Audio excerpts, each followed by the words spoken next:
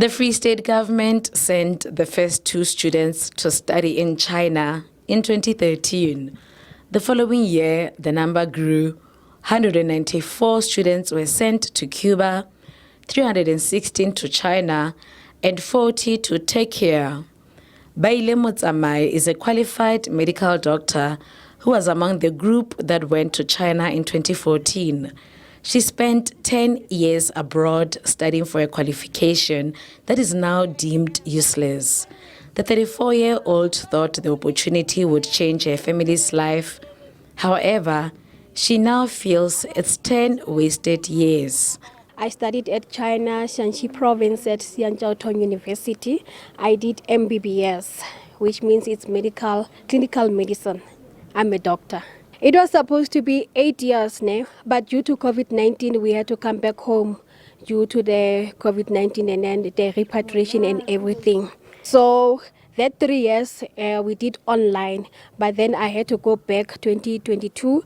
After that, everything that we did online, we are supposed to repeat it because you can't be a doctor doing online. You have to do it again so that whatever that we did online, it has to be approved that that mark that you obtain online, you still can obtain it offline. So it was an addition of 1 year again, but then I completed this year.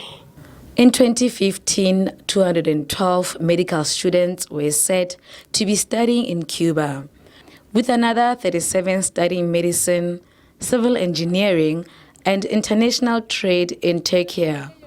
When Motsamai left South Africa in 2014, she first had to study Mandarin, China's official language, for a year before she could start with her medical degree. So we left the country in 2014. And then we were at a rural area, which is basically is a university for language, specifically for language. We did language 1 year and 6 months. It was nice. Learning Chinese, it was not difficult. It's a simple language, but when you see it in the TV, and then listening to it, you might say it's difficult, but it's not difficult. It was a nice experience. We never come across any obstacles and no challenges besides working hard and studying. By 2015, more than 500 students were reported to be studying at various international universities.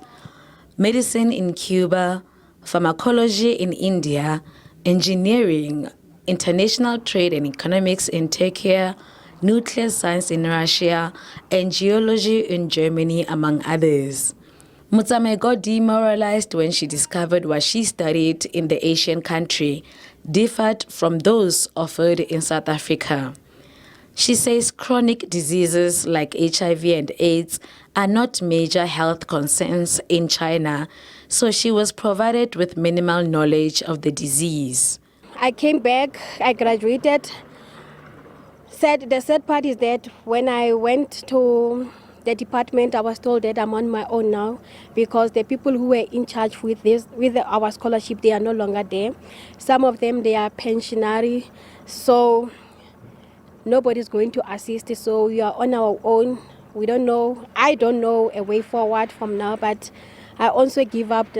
I'll never practice as a doctor because it's expensive to go to apply to the educational commissioner to approve for the degree, and also to apply for the board exam, and then also you must write the motivational letter for the University of Free State for the intern to practice. And then also the government, they did not register us, with the HPCSA, so we are unknown. It's a long procedure. I'm frustrated, honestly. But it is what it is. It's 10 years of wasted time, seriously. The Health Professions Council of South Africa has a mandate of protecting the public and guiding professionals. This mandate is achieved through setting standards of education and training and professional practice, registration of those that meet the standard of education and training, ensuring continued professional development of all registered practitioners, and ensuring compliance with standards for professional practice and ethics. All foreign qualified practitioners, regardless of their race or nationality, go through an assessment by the board. The assessment is in terms of Section 25 of the Act.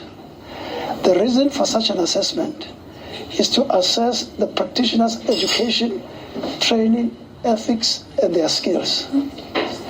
To work at a health facility in South Africa, the health professionals must be appropriately registered, and if they are foreign nationals, they must have had correct visa status and foreign workforce endorsement. Magashule continued sending students to study abroad during his tenure, and former Premier Ace Magashule carried on where her predecessor left off.